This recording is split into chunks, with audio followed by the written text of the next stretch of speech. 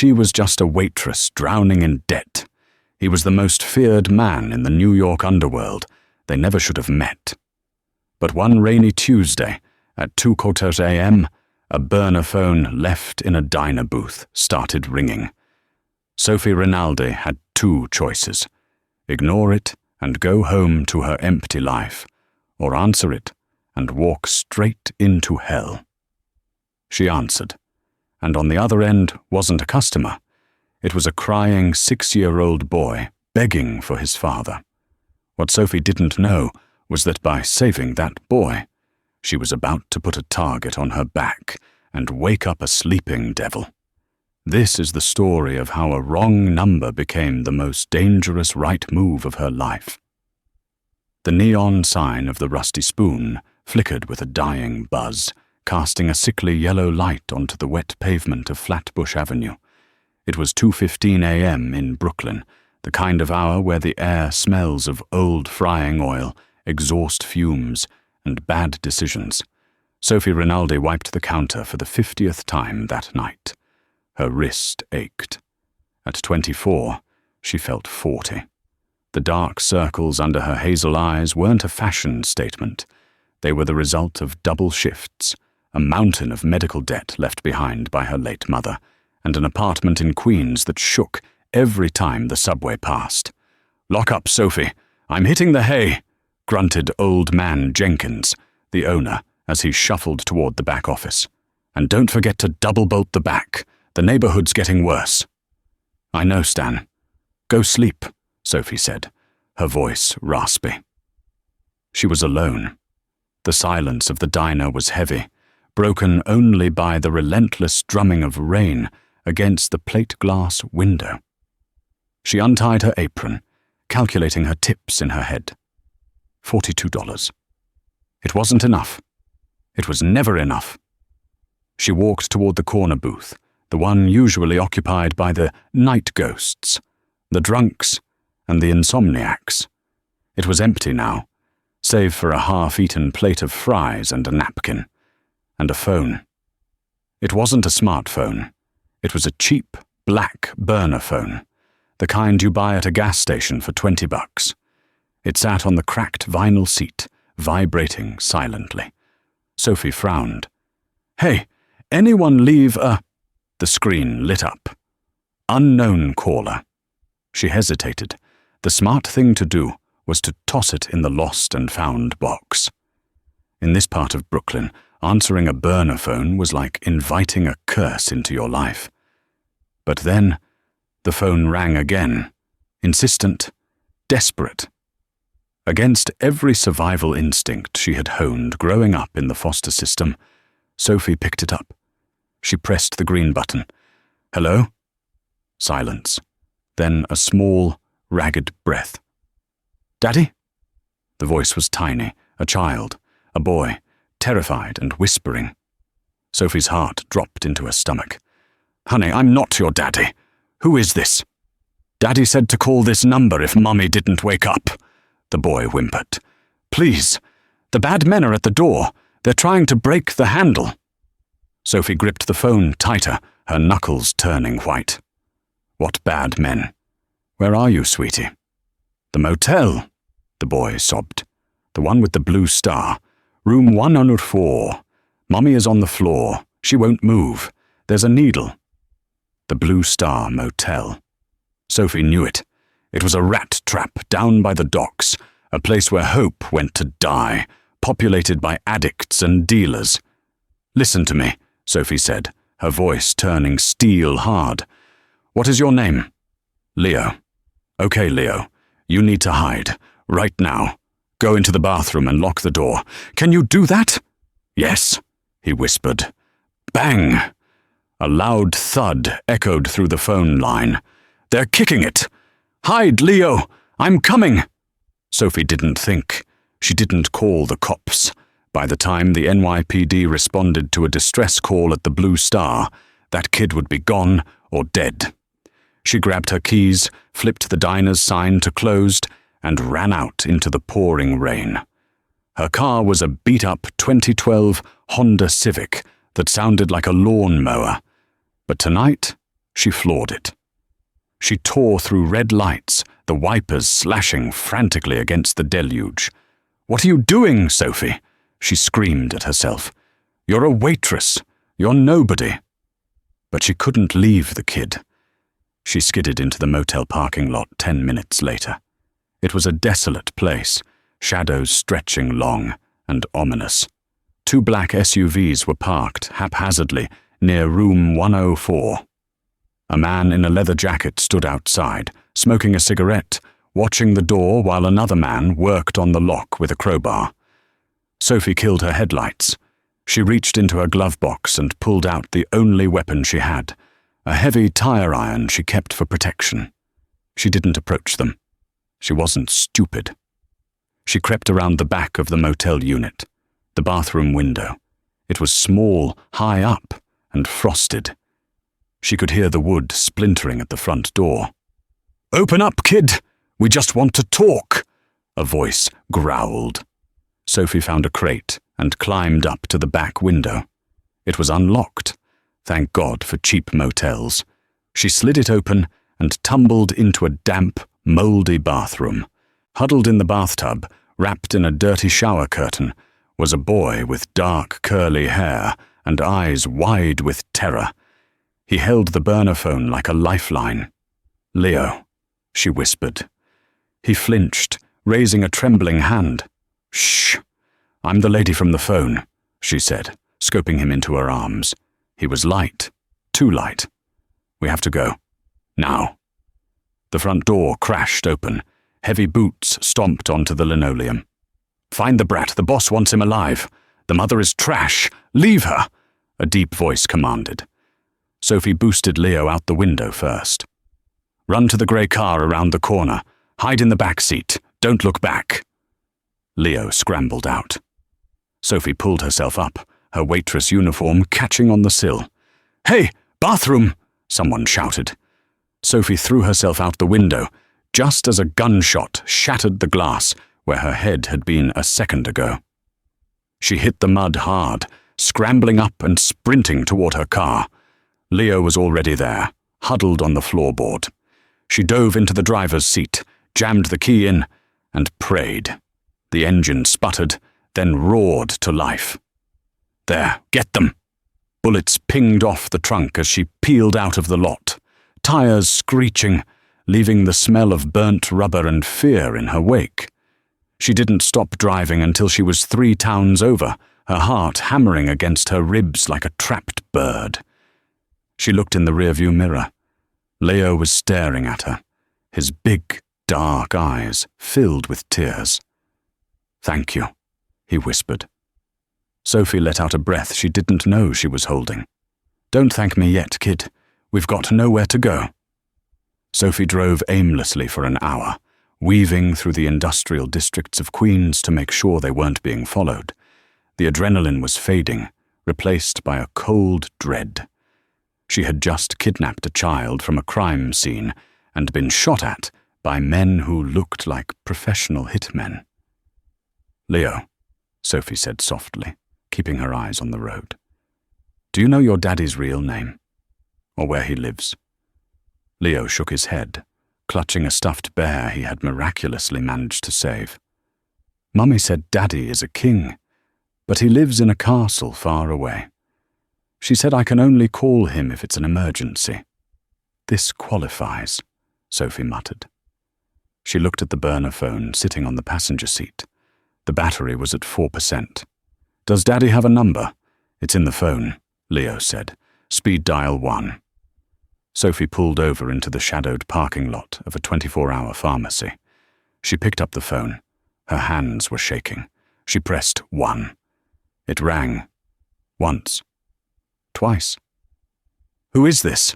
The voice on the other end was deep, baritone, and cold enough to freeze the rain on her windshield. It wasn't a question. It was a threat. "I have Leo," Sophie stammered. Silence. The kind of silence that feels like a vacuum before an explosion. "Who are you?" The voice was lower now, deadly quiet. "If you have touched a hair on his head, I will peel the skin from your bones." "Jesus, calm down," Sophie snapped, her own fear turning into defensive anger. "I didn't kidnap him. I saved him. Your ex, or whoever she was, is dead. Men with guns broke into the Blue Star Motel. They tried to take him. I got him out." She heard a sharp intake of breath on the other end. Then, muffled voices in the background. "Move the meeting. Get the car. Now." "Where are you?" the man demanded. "I'm not telling you that until I know you're actually his father, and not the guys who tried to kill him," Sophie said. "Put him on." Sophie handed the phone to the back seat. "Leo, talk to him." Leo took the phone. "Daddy." Sophie watched the boy's face transform. The terror melted into relief, followed by a sob. "Mummy wouldn't wake up. The lady came through the window. Daddy, I'm scared." He listened for a moment, nodding. Then he handed the phone back to Sophie. "I am Dante Moretti," the man said. Sophie froze. Even she, a waitress who kept her head down, knew that name. Dante Moretti. The butcher. The head of the most powerful Italian crime family in New York. The man the newspapers called a businessman and the streets called a monster. "Oh God," she whispered. "You're at the CVS on Northern Boulevard," Dante said. Sophie whipped her head around. "How did you—" "The phone has a tracker. Stay there. If you move, my men will assume you are hostile, and they will open fire." "Wait, Stay. There." The line went dead. Sophie looked at Leo. "Your dad is intense." 5 minutes later, the parking lot was swarmed. 3 black Escalades boxed her Honda in. Doors flew open. Sophie instinctively threw her arm back to shield Leo. Men in dark suits surrounded the car, guns drawn but pointed low. Sophie held her hands up, trembling. "Don't shoot!" she cried out. "He's in the back!" The circle of men parted. A man stepped forward. He was tall, over 6'3", wearing a bespoke charcoal suit that cost more than Sophie's entire life earnings. He had jet black hair slicked back, a sharp jawline covered in designer stubble, and eyes the color of cold espresso. He moved with the predatory grace of a jungle cat. Dante Moretti. He didn't look at Sophie. He ripped the back door open. "Leo! Papa!" Leo unbuckled himself and launched into the man's arms. Dante caught him, burying his face in the boy's neck. For a split second, the monster vanished, replaced by a desperate father. He held the boy so tight Sophie thought he might crush him. He whispered something in Italian, kissing the top of the boy's head. Then he stood up, holding Leo on his hip, and turned his gaze to Sophie. The warmth evaporated. His eyes were hard, calculating, stripping her bare. He walked around to the driver's side. Sophie stayed frozen, her hands still gripping the steering wheel. Dante leaned down, his face inches from hers. She could smell sandalwood, rain, and expensive tobacco. "Get out," he said. Sophie's legs felt like jelly, but she forced herself to move. She stepped out into the rain. "I didn't want any trouble," she said, her voice shaking but chin held high. "I just heard him crying." Dante studied her. He looked at her cheap uniform, the grease stain on her apron, the determination in her jaw. He looked at the shattered back window of her car. "You went into the Blue Star alone?" he asked. "Yes." "You outran Valenti's men?" If Valenti is the guy with the ugly leather jacket, then yes. A corner of Dante's mouth twitched. He turned to one of his men, a hulking guy with a scar across his nose. "Marco, torch this car. It's marked." "Hey," Sophie protested. "That's my car. It's all I have." Dante ignored her. He grabbed her arm. His grip was firm but not painful, and pulled her toward the lead Escalade. "You're coming with us." "I am not coming with you. I have a shift tomorrow. I have a cat." She didn't have a cat, but she was panicking. Dante stopped and looked down at her. "Miss Rinaldi. Sophie Rinaldi. Miss Rinaldi, Sal Valenti knows your car. He likely has your license plate. By morning, he will know your address, where you work, and who your family is. If I leave you here, you will be dead by sunrise." Sophie stopped struggling. The reality of his words crashed down on her. She had interfered in a mob war. "So what? You're going to kill me instead?" she asked, tears stinging her eyes.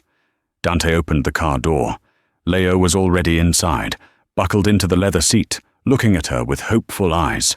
"No," Dante said, his voice dropping to a rough whisper that sent a shiver down her spine. "You saved my son. The Moretti family pays its debts. Get in the car, Sophie." She looked back at her Honda. Marco was dousing the seats in gasoline. She looked at the dark street. Then she looked at Dante's outstretched hand. She took it. As she slid into the warm leather interior of the luxury SUV, she realized she had crossed a line she could never uncross. The waitress was gone. The accomplice was born. The drive to Long Island was a blur of rain-slicked highways and oppressive silence. Sophie sat in the back of the Escalade, clutching her purse like a shield. Beside her, Leo had finally succumbed to exhaustion, his small head resting heavily against her arm. On her other side, Dante Moretti sat typing furiously on a phone, the blue light illuminating the sharp, cruel planes of his face. He radiated a cold energy that made the air in the car feel thin. Sophie stared out the window as the city lights faded, replaced by the looming shadows of tall trees. She was 24 years old, a waitress who could barely afford her rent, and now she was sitting next to a man who could probably buy the entire borough of Queens with pocket change, and more importantly, a man who killed people. The car slowed, turning onto a private road. Massive iron gates, topped with spikes that looked medieval, swung open silently. They drove up a winding driveway, lined with ancient oaks, until the house came into view. It wasn't a house. It was a fortress, a sprawling stone mansion that looked like it had been ripped out of the Italian countryside and dropped into the dark woods of New York. Security cameras blinked red from every corner. Men with earpieces patrolled the perimeter with Rottweilers. "We are here," Dante announced, sliding his phone into his pocket. The car stopped. Marco opened the door. Dante stepped out and immediately reached in to take the sleeping Leo from Sophie. His movements were surprisingly gentle, a stark contrast to the violence she had witnessed earlier. "Marco, take Miss Rinaldi to the Blue Room, ensure she has whatever she needs, and take her phone," Dante ordered, walking toward the massive oak front doors without looking back. "Wait, my phone?" Sophie scrambled out of the car. "I need to call my boss. I have a life." Dante paused on the steps. He turned slowly. "Your life, as of 3 hours ago, has ceased to exist, Sophie. You are invisible now. If you make a call, the signal can be triangulated. If you are found, Leo is found. Do you want that on your conscience?" Sophie's mouth snapped shut. She looked at the sleeping boy in his arms. "No." "Good. Give Marco the phone." Reluctantly, she handed over her cracked smartphone. Marco dropped it into a Faraday bag. "Follow me, miss," Marco grunted. The interior of the mansion was breathtakingly cold, marble floors, vaulted ceilings, and art that belonged in a museum. But it felt empty, sterile. It didn't feel like a home. It felt like a mausoleum for the living. Marco led her to a guest suite that was larger than her entire apartment. "Boss will see you in the study at 800 hours. Don't leave the room." The door clicked shut. Sophie heard the distinct sound of a lock engaging from the outside. She wasn't a guest. She was a prisoner. Sophie didn't sleep. She sat on the edge of the king-sized bed, jumping at every creak of the old house. When the sun finally bled through the heavy velvet curtains, she felt brittle like dried glass. At 8 dead a.m. sharp, the lock clicked. A severe-looking woman with grey hair pulled into a tight bun stood there holding a tray of espresso and toast. "I am Mrs. Giamatti," the woman said, her voice clipped. "Mr. Moretti is waiting." Sophie splashed water on her face in the ensuite bathroom, trying to scrub away the fear. She smoothed down her wrinkled diner uniform, stained with grease and mud, and followed the housekeeper. The study was a room of dark mahogany and leather, smelling of old paper and power. Dante stood behind a massive desk, staring out at the manicured grounds. He didn't turn when she entered. "Sit," he commanded. Sophie remained standing. "I prefer to stand, Mr. Moretti. I want to know when I can go home." Dante turned. He was wearing a fresh suit, navy blue this time, tailored to perfection. He looked rested, dangerous, and impossibly handsome. He picked up a file from his desk and tossed it toward her. It slid across the polished wood and stopped at the edge. "Open it." Sophie hesitated, then flipped the folder open. Her breath hitched. It was her life, or rather, the wreckage of it. Sophia Marie Rinaldi. Born 1999. Mother deceased. Cancer. Father unknown. Outstanding student loans, 12,000. Medical debt sent to collections, 28,400. Eviction notice served 3 days ago. "How did you get this?" she whispered, her face burning with humiliation. "I know everything, Sophie. I know you work 60 hours a week and still can't make interest payments. I know you eat the leftovers at the diner so you don't have to buy groceries. I know you are drowning." Sophie slammed the folder shut. "Is this the part where you mock me? I work hard, I don't steal, and I don't hurt people." "I'm not mocking you," Dante said, walking around the desk. He leaned against the edge, crossing his arms. "I am assessing leverage. You are desperate, and I have a problem. Your problem involves men with guns." "My problem is my son," Dante corrected, his voice losing its edge for a fraction of a second. "Leo has not spoken a word since last night. He refuses to eat. He refuses to let the nannies near him. He screams if the door is closed. The only person he asked for this morning was you." Sophie felt a tug at her heart. She remembered the boy's terrified grip on her hand. "He trusts you," Dante continued. "I don't know why. You're a civilian. You have no training. But you saved him when my own security failed. You are the variable Valenti didn't account for. So, I am offering you a job." Sophie laughed, a dry, incredulous sound. "A job? Working for the Mafia?" "Working for me," Dante said, his eyes locking onto hers. "Leo needs stability. I cannot be with him 24 hours a day. I have a war to fight to ensure he stays safe. I need someone to watch him. Someone he feels safe with. Someone who isn't one of my soldiers. I can't," Sophie backed away. "I can't live like this. In a cage. $50,000. The room went silent.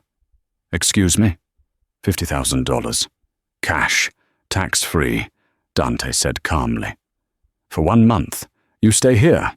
You look after Leo. You don't leave the estate. You don't contact anyone.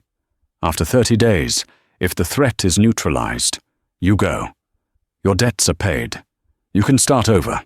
Go to culinary school. Move out of that rat-infested apartment."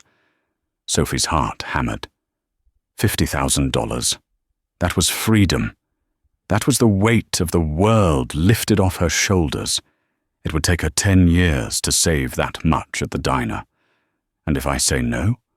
Dante's expression darkened. "Then I give you 5,000 for your trouble. I put you on a bus to Ohio with a fake ID, and you spend the rest of your life looking over your shoulder, waiting for Sal Valenti to finish what he started." It wasn't a threat from him. It was a statement of fact. She was already involved. Sophie looked at the file on the desk. The eviction notice. Then she thought of Leo's tear-stained face. "I have conditions," she said, her voice trembling but firm. Dante raised an eyebrow. "You are in no position to negotiate, but amuse me. 1. I'm not a prisoner. I want free roam of the house and the grounds. Within reason, the perimeter is off limits. 2, I cook my own food. I don't want your staff waiting on me. Fine. And 3, Sophie stepped closer, meeting his gaze. You treat me with respect. I am not your servant. I am your son's companion. If you yell at me or threaten me, I walk. I don't care about the money." Dante studied her for a long moment. He looked at the fire in her hazel eyes, the stubborn set of her jaw. A strange flicker of admiration crossed his face. "Agreed," he said softly. He extended his hand. "Welcome to the family, Sophie." She shook his hand. His skin was rough, his grip warm. It felt like making a deal with the devil. But as she looked into his dark eyes, she wondered if the devil was quite as heartless as the stories said. The first 3 days at the Moretti estate were a lesson in isolation. The house was massive, silent, and staffed by people who moved like ghosts. Sophie spent her time in Leo's room, reading to him, playing with Legos and trying to get him to eat. Leo was a shell of a child. He jumped at shadows. He wouldn't sleep unless Sophie was sitting in the chair next to his bed. "Sophie," Leo whispered on the 4th night. The thunder was rolling outside, shaking the window panes. "I'm here, Leo. Go back to sleep." "Is the bad man coming back?" "No," Sophie said, smoothing his hair. "Your dad has guards everywhere. Nobody is getting in." "Dad is scary too," Leo murmured, closing his eyes. Sophie paused. "He loves you, Leo. He's scary so he can protect you. He never smiles, only at Mommy. Before—" Leo trailed off. Sophie's heart ached for the boy. She hummed a soft lullaby, an old Italian song her mother used to sing. Slowly, Leo's breathing evened out. She stood up to stretch and turned toward the door. She gasped. Dante was leaning against the doorframe, half hidden in the shadows. He had a tumbler of whiskey in his hand, his tie loosened, the top button of his shirt undone. He looked exhausted. "You have a nice voice," he said, his voice rough. "How long have you been standing there?" Sophie whispered, closing the door softly behind her so they wouldn't wake Leo. "Long enough." Dante took a sip of his drink. He hasn't slept through the night in months, even before the incident. "He's lonely, Dante," Sophie said, dropping the formalities. "He needs his father, not a bodyguard, a father." Dante's jaw tightened. "I am keeping him alive. That is the job of a father." "Is it? Or is that just the job of the boss?" Sophie challenged him. She was tired, and her filter was gone. "He doesn't need more toys. He needs you to sit on the floor and build a tower with him. He needs you to eat dinner with him, not in your study while reading reports." Dante stepped closer, his presence overwhelming her. He smelled of whiskey and danger. "Careful, Sophie. You are here to watch him, not to psychoanalyze me." "I'm here because I care about him," she shot back, "which is more than I can say for the parade of suits you have marching through this house." Dante stared at her, the anger warring with something else in his eyes. Curiosity? Hunger? He wasn't used to being spoken to this way. "You think you can do better?" he asked, low. "I know I can, starting with dinner. Tomorrow night, you, me, and Leo, at the dining table. No phones, no guards in the room, just a family dinner." "We are not a family." "Then pretend," Sophie said. "For him." Dante looked at her, really looked at her, for the first time since the car. He saw the messy bun, the determination, the genuine concern for his son. "Fine," he said, pushing off the wall. 7 p.m, don't make me regret it." The next day, Sophie took over the kitchen. The head chef, a man named Pierre who took himself far too seriously, was horrified.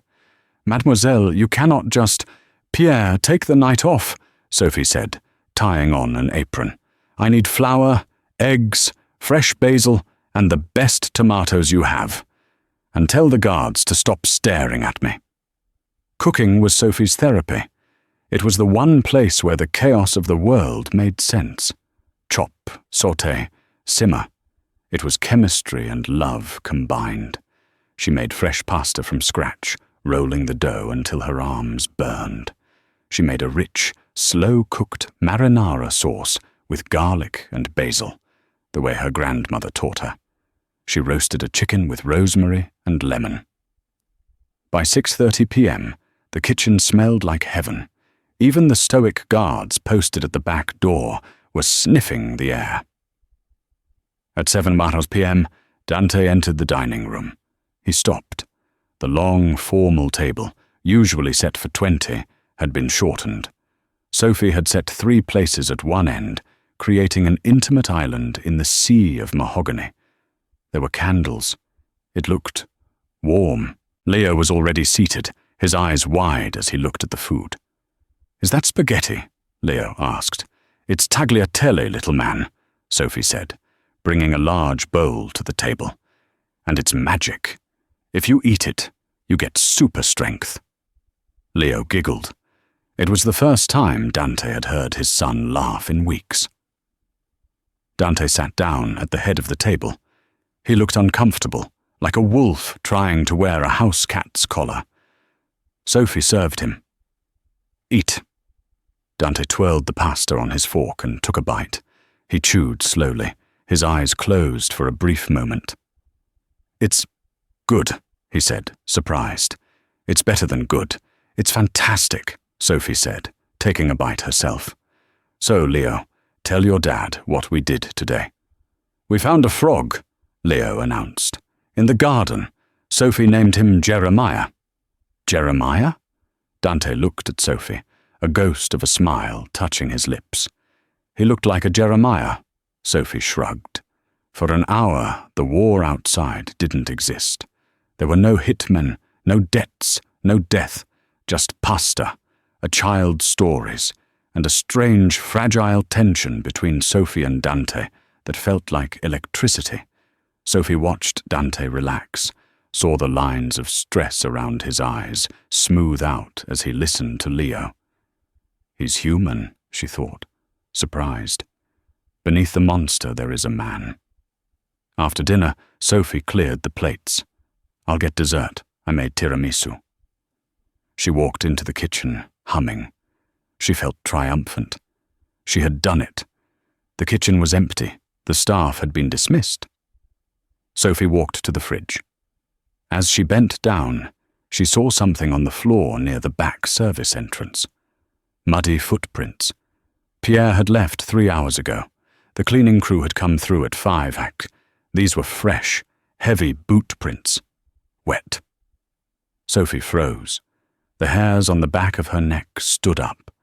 The silence of the house suddenly felt heavy, predatory. She slowly straightened up. She looked at the service door. It was unlocked. Click. She spun around. A man was standing in the shadows of the pantry. He wasn't wearing a security uniform. He was wearing a black leather jacket, and he was holding a gun with a silencer. It was the man from the motel, the one with the crowbar, Valenti's man. "You make a good sauce, sweetheart," the man sneered, raising the gun. "Too bad it's your last meal." Sophie didn't scream. She didn't faint. Her eyes darted to the counter next to her, a block of butcher knives. "Don't move," the man hissed, stepping into the light. "Boss wants the kid. You're just collateral." "How did you get in?" Sophie whispered, her hand inching behind her back towards the heavy cast-iron skillet on the stove. "The perimeter." "Moretti has a rat," the man grinned, his teeth yellow. "Security systems can be turned off if you pay the right guy." He took another step. "Now go get the kid." quietly. Sophie's fingers wrapped around the handle of the skillet. It was still hot from the chicken. "No," she said. The hitman laughed. "No? You think you have a choice, Waitress?" "I'm not a waitress tonight," Sophie said. She grabbed the handle with both hands and swung the heavy iron pan with every ounce of hysterical strength she possessed. The hitman, expecting a screaming victim, wasn't ready for a projectile weapon. He fired a shot. Phut! The bullet shattering a jar of flour next to Sophie's head, blinding them both in a white cloud. Sophie swung blindly through the white dust. Crack! The skillet connected with the side of the hitman's head with a sickening thud. He crumpled to the floor, the gun skittering away under the island. Sophie stood there, heaving, covered in flour, holding a frying pan. The door to the dining room burst open. Dante was there, gun drawn, his face a mask of fury. "Sophie!" He saw the man on the floor. He saw the flour. He saw Sophie, shaking but standing. Dante moved like lightning. He checked the man's pulse, then kicked the gun away. He looked up at Sophie, his eyes wide with shock and something else. Fear? "Are you hurt?" He was in front of her in a second, his hands gripping her shoulders, checking for blood. "I hit him with the pan," Sophie stammered, the adrenaline crashing. "He said there's a rat. Someone turned off the alarm." Dante's face went cold, ice cold. The father vanished. The butcher returned. "Leo," Dante barked into his lapel microphone. "Secure the boy. Lock down. Code red. I want everyone in the main hall. Now." He looked back at Sophie. He reached out and brushed a smudge of flour from her cheek. His thumb lingered there for a second, his touch burning her skin. "You saved us. Again." "Dante!" Sophie grabbed his wrist. "He was inside. How was he inside?"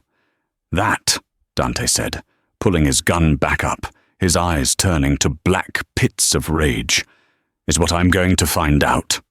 And when I do, I'm going to burn this city to the ground." He grabbed her hand. "Stay behind me. Do not let go." As they ran toward the living room where Leo was, Sophie realized the quiet dinner was over. The war had just come to the dinner table, and she was right in the middle of it. The aftermath of the kitchen attack was chaotic. The estate, usually a picture of disciplined silence, was now a hive of shouting men and barking dogs. Dante's lieutenants swarmed the grounds, flashlights cutting through the darkness like frantic fireflies. Sophie, still dusted with flour and trembling with the aftershocks of adrenaline, was ushered into a safe room, a steel-reinforced bunker hidden behind a false bookcase in the library. Leo was with her, clutching his teddy bear so tight his knuckles were white. "Was it the bad men?" Leo whispered, his eyes wide. "Yes," Sophie said, pulling him onto her lap on the small cot. "But your dad is taking care of it." She looked around the room.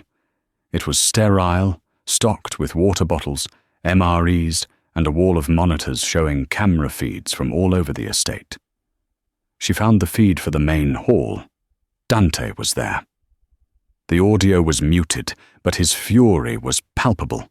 He was pacing like a caged tiger, his jacket discarded, his dress shirt stained with sweat and... was that blood? He was shouting at Marco and the other guards, pointing fingers, his face a mask of terrifying rage. Suddenly, the heavy steel door to the safe room hissed. The lock disengaged. It wasn't Dante. It was Luca, a young guard Sophie recognized. He was usually stationed at the front gate, a kid with a kind face who always smiled at her when she took Leo for walks. But now, he was sweating profusely, his eyes darting around nervously. "Mr. Moretti sent me," Luca said, his voice high and tight. "He says the safe room is compromised. We have to move, now." Sophie hesitated. She glanced at the monitor. Dante was still in the main hall. He hadn't moved. He didn't tell me that on the intercom, Sophie said, her guard going up. The intercoms are tapped. That's how the hitman got in, Luca urged, stepping into the room. Please, Miss Rinaldi, we have to go out the back tunnel. The car is waiting. Which car? Sophie asked, standing up and positioning herself between Luca and Leo. The black SUV, around the back. Sophie's eyes narrowed. Dante only used the armored Escalades, and she saw Luca's hand twitch toward his holster. He's lying. The realization hit her like a bucket of ice water. If the comms were tapped, Dante wouldn't send a low-level guard. He would come himself. Or he would send Marco. Okay, Sophie said, her voice deceptively calm. She reached behind her to the supply shelf. Her hand closed around a heavy can of peaches. Leo, put your shoes on. Hurry up, Luca snapped, stepping closer. I am, Sophie said. She spun around and threw the can with everything she had. It struck Luca square in the forehead with a sickening thud. Ah! Luca stumbled back, clutching his head, blood instantly welling up. Run, Leo! Under the cot! Sophie screamed. She didn't wait. She lunged at the emergency alarm button on the wall. The one Dante had told her was for extreme emergencies only. Luca recovered faster than she expected. He roared in anger and tackled her, slamming her against the steel wall. The wind was knocked out of her.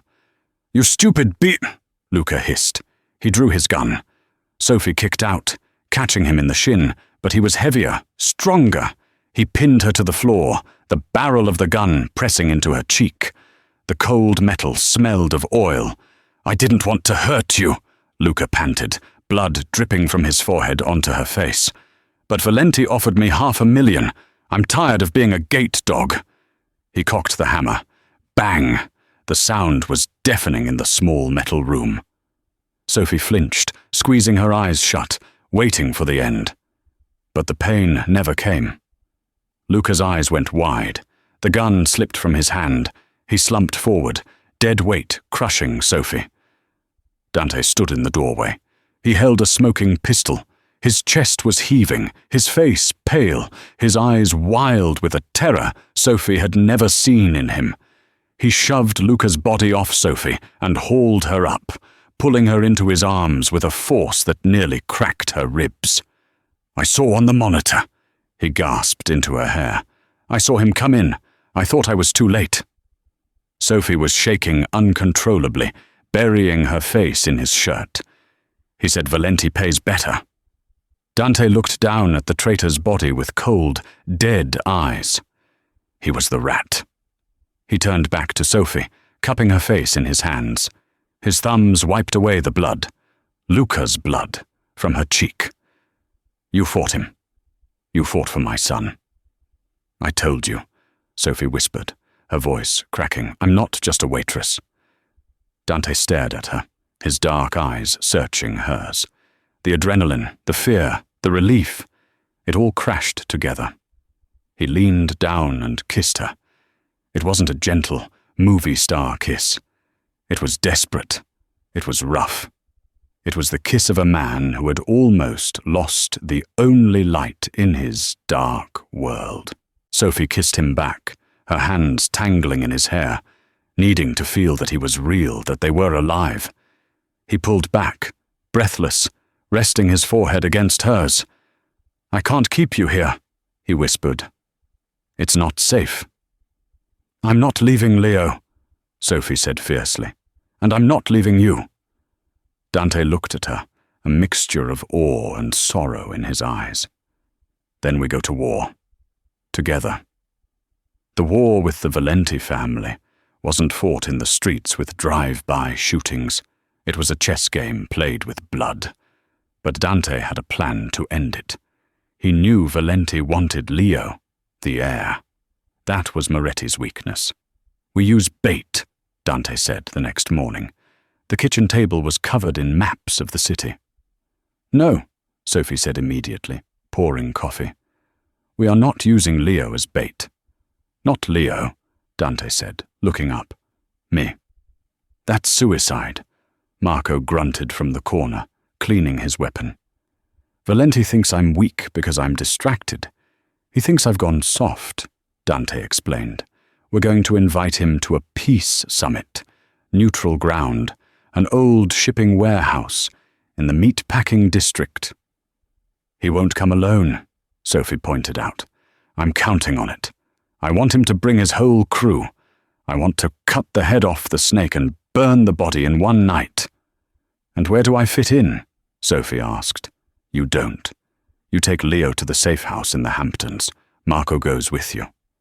No, Sophie said. She slammed the coffee pot down. I'm coming with you. The room went silent. Absolutely not, Dante said, his voice dropping an octave. Think about it, Dante, Sophie argued, walking over to the table. Valenti knows your men. He knows Marco. He knows your tactics. He doesn't know me. He thinks I'm just the nanny, the distraction. Sophie. I can be the Trojan horse. I can drive the car. I can get close. Valenti has a weakness for women. Everyone in the papers says it. Let me walk in with the peace offering. While he's focused on me, you and your men flank them. Dante stared at her. It was insane. It was dangerous. It was brilliant. If anything happens to you, Dante started, his voice cracking, nothing will, because you'll be watching. The night of the meet was bitterly cold. The warehouse was a cavernous, rusting skeleton of steel near the docks. Sophie wore a red dress, a stark, vibrant contrast to the grey industrial gloom. She drove the black sedan into the centre of the warehouse. Dante was in the trunk. His men were hidden in the rafters, silent as bats. Sal Valenti was waiting. He was a bloated man in a cheap pinstripe suit, surrounded by 10 armed guards. Well, well, Valenti sneered as Sophie stepped out of the car. Her heels clicked on the concrete. The waitress. Where's the butcher? Too scared to face me? Sending his girl instead? He sent me to negotiate terms, Sophie said. Her heart was hammering against her ribs like a trapped bird, but her voice was steady. She held up a briefcase. $5 million for a truce. Valenti laughed, a wet, hacking sound. I don't want his money. I want his head, and the boy. He walked toward her, eyes raking over her dress. But maybe I'll keep you instead. You got fire. I like fire. He reached out to grab her arm. Now! Sophie screamed, dropping to the ground. The trunk of the sedan popped open. Dante rolled out, 2 semi-automatic pistols blazing. Rat-tat-tat-tat. The warehouse erupted into chaos. From the rafters, Dante's men opened fire. Valenti's guards, caught completely off guard, dropped before they could unholster their weapons. Sophie crawled under the car, covering her ears. The noise was deafening. Bullets sparked off the concrete near her feet. She saw Valenti scrambling for cover behind a pillar, firing blindly. He was aiming for the gas tank of the car she was hiding under. Sophie saw a loose lead pipe on the ground. She grabbed it. Valenti, panicked and focused on Dante, didn't see the woman in the red dress crawl out from the other side. Hey, Sal! Valenti turned. Sophie swung the pipe with 2 hands, like a baseball bat. It connected with his knee with a sickening crunch. He howled and collapsed. Dante was there in a second. He kicked the gun out of Valenti's hand and pressed his boot onto the man's chest.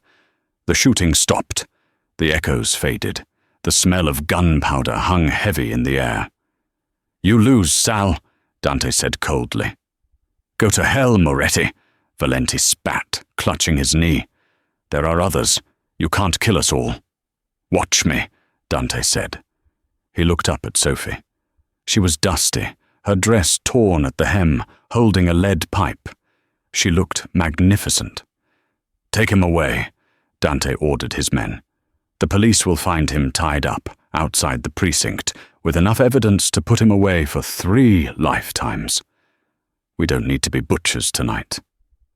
He walked over to Sophie. He didn't say a word. He just pulled her into his arms, burying his face in her neck, breathing in her scent to replace the smell of death. "It's over," he whispered. "It's finally over." 3 days later. The estate was quiet, but it was a different kind of quiet. It wasn't the silence of a tomb, it was the peace of a home. The sun was shining. Leo was in the garden, chasing Jeremiah the frog, his laughter ringing through the open windows. Sophie stood in the grand foyer with her suitcase. Her 30 days were up. Dante walked down the grand staircase. He stopped when he saw the bag. His face fell. "You're leaving." "The deal was a month," Sophie said, forcing a smile that didn't reach her eyes. "The threat is gone. Valenti is in jail. Leo is safe." "You have your check?" Dante asked stiffly. "Yes. 50,000. It's life-changing, Dante." "Thank you. I can pay off the medical bills. I can start over." Dante walked closer. He stopped right in front of her, close enough that she could feel the heat radiating from him. "Is that all this was? A transaction?" Sophie looked down at her shoes. "It has to be. I'm a waitress, Dante. You're... you. We come from different worlds. I'm a man who loves you," Dante said. Sophie's head snapped up. Her breath caught in her throat. "I thought I was dead inside," Dante continued, his voice low and vulnerable, stripping away the armor of the boss. "After Leo's mother died, I thought that part of me was gone. But then you answered that phone. You came into this house, and you brought light into a dark room. You saved my son. You saved me. Dante, I can't live in this world. The guns, the fear, the blood. I can't do it." "I'm getting out," Dante said. Sophie blinked. "What?" "I'm stepping down. I'm handing the business to Marco. He can handle the territories. I have enough money to disappear, to live a normal life. With Leo." He reached out and took her hand. His grip was warm, solid. "And with you, if you'll have us." Sophie looked at him. She saw the hope in his eyes. She looked out the window at Leo, who had stopped running and was waving at her.